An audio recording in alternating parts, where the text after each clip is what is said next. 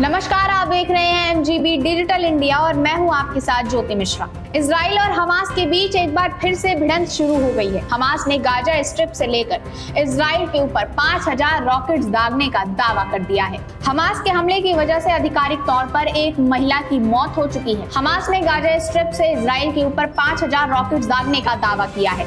Hamas के हमले की वजह से आधिकारिक तौर पर कई लोगों की मौत हो चुकी है। इजराइल ने भी हमास को चेतावनी देते हुए युद्ध के लिए तैयार रहने को कह दिया है। इस बात की जानकारी सामने आई है कि हमास के लड़ाकों में इजराइल ने घुसपैठ की है और सैनिकों पर गोलियां भी बरसाई हैं।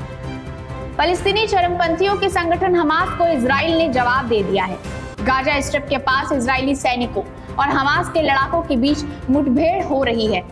इजराइल ने गाजा स्ट्रिप पर हमला करना शुरू कर दिया है। ये पहला मौका नहीं है जब इजराइल और फलस्तीनी चरमपंथी संगठन हमास के बीच युद्ध हो रहा हो।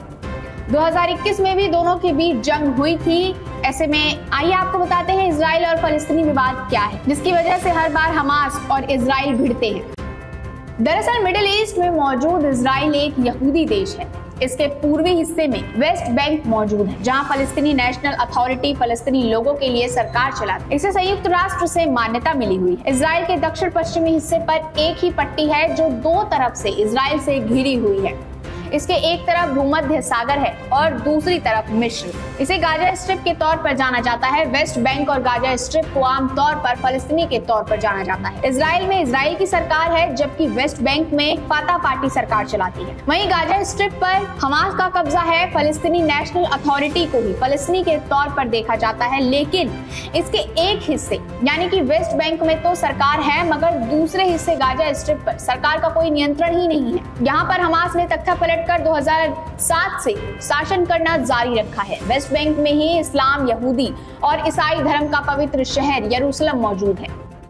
लेकिन ये इजराइल फलस्तीनी विवाद क्या है, तो आपको बता दें इजराइल फलस्तीनी विवाद 100 साल से भी ज्यादा पुराना है। वर्ल्ड वॉर फर्स्ट में ऑटोमन सल्तनत की हार के बाद फलस्तीनी के नाम से पहचानने वाले हिस्से को ब्रिटेन ने जब अपने नियंत्रण में ले लिया था, उस वक्त इजराइल नाम से कोई देश नहीं था। इजराइल से लेकर वेस्ट बैंक तक के इलाके को फलस्तीनी क्षेत्र के तौर पर देखा जाता था। यहाँ पर अल्पसंख्यक यहूदी और बहुसंख्यक अरब रहा करते थे। फलस्तीनी लोग यही के रहने वाले अरब, जबकि यहूदी लोगों के बाहर से आने की बात होती थी। फलस्तीनी लोग और यहूदियों के बीच विवाद की शुरुआत तो तब हुई जब अंतरराष्ट्रीय समुदाय ने ब्रिटेन को कहा कि वो यहूदी लोगों के लिए फलस्तीनी को एक राष्ट्रीय घर के तौर पर स्थापित कर दे, लेकिन यहूदियों के तौर पर ये उनके पूर्वजों का घर था। दूसरी ओर फलस्तीनी अरब यहाँ पर फलस्तीनी नाम से एक नया देश बनाना चाहते थे।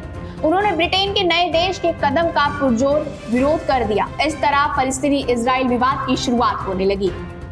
वहीं 1920 से लेकर 1940 के बीच यूरोप में यहूदियों के साथ जुल्म किए गए। यहूदी वहां से भागकर एक देश की तलाश में यहाँ पहुंचने लगे। यहूदियों का मानना था कि ये उनकी मातृभूमि है और वो यहाँ से अपना देश बनाएंगे। इस दौरान यहूदी और फलस्तीनी लोगों के बीच हिंसा भी हुई थी। 1947 में संयुक्त राष्ट्र ने कहा कि यहूदियों और अरबों के लिए अलग अलग देश बनाने के लिए मतदान किए जाएं। संयुक्त राष्ट्र ने ये भी कहा कि यरूशलेम एक अंतरराष्ट्रीय शहर बनाया जाएगा। हालांकि यहूदियों ने संयुक्त राष्ट्र की इस बात को स्वीकार कर लिया, मगर अरब लोगों ने इसका विरोध करना शुरू कर दिया। इसलिए ये कभी लागू ही नहीं हो पाया। जब ब्रिटेन से इस समस्या का समाधान नहीं हुआ तो वो यहाँ से निकल गया। फिर 1948 में यहूदी नेताओं ने इजराइल के निर्माण का ऐलान कर दिया। फलस्तीनियों ने इसका विरोध किया और इसी तरह दोनों पक्षों के बीच पहले युद्ध की शुरुआत हुई। जब तक संघर्ष विराम लागू हुआ तब तक इजराइल के पास एक बड़ा हिस्सा आ गया। वहीं फलस्तीनी लोगों के लिए जॉर्डन और मिस्र जैसे अरब मुल्कों ने लड़ाई लड़ी थी, मगर उनकी हार की वजह से फलस्तीनी एक छोटे हिस्से में सिमट कर रह गया।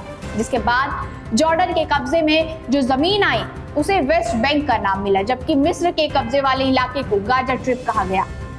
वहीं यरूशलेम शहर को पश्चिम में इजरायली सुरक्षा बल और पूर्व के जॉर्डन में सुरक्षा बलों के बीच बांट दिया गया। ये सब बिना किसी शांति समझौते के हुआ। 1967 में जब दोबारा युद्ध हुआ तो इस बार इजराइल ने पूर्वी यरूशलेम के साथ साथ वेस्ट बैंक और गाजा स्ट्रिप पर भी कब्जा जमा लिया। गाजा से तो इजराइल पीछे हट गया, मगर उसने वेस्ट बैंक पर अपना कंट्रोल जारी रखा। इजराइल पूर्वी यरूशलेम को अपनी राजधानी के तौर पर होने का दावा करता गया, जबकि फलस्तीनी लोग इसे अपने भविष्य की राजधानी मानते हैं। ज्यादातर फलस्तीनी लोग अभी भी वेस्ट बैंक में ही रहते हैं, जबकि कुछ लोग गाजा स्ट्रिप में रह रहे हैं। यरूशलेम शहर यहूदी, इस्लाम और ईसाई धर्म तीनों के लिए काफी महत्वपूर्ण है। यरूशलेम में अल अक्सा मस्जिद मौजूद है, जिसे इस्लाम की सबसे पवित्र मस्जिदों में से एक माना जाता है। यहाँ पर टेम्पल माउंट भी है, जहाँ यहूदी धर्म के लोग प्रार्थना करते हैं। वहीं यरूशलेम में ईसाइयों के क्वार्टर में चर्च ऑफ द होली सेपल्कर मौजूद है, जो कि उनकी प्रमुख जगह है। ये जगह ईसा मसीह की कहानी, मृत्यु, सलीब पर, सूली पर चढ़ाने और पुनर्जीवन की कहानी का केंद्र है। यही वजह है कि तीनों धर्मों के लोगों के बीच इस शहर को लेकर